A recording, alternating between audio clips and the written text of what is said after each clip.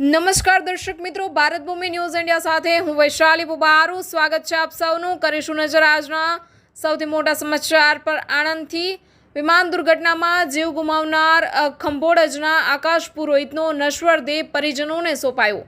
અમદાવાદ ખાતે ઘટેલી વિમાન દુર્ઘટનામાં મોતને ભેટેલા આણંદ જિલ્લાના ખંભોળજ ગામના 25 વર્ષીય યુવાન આકાશ પુરોહિતનો પાર્થિવ દેહ તેમના સ્વજનોને સોંપાયો હતો।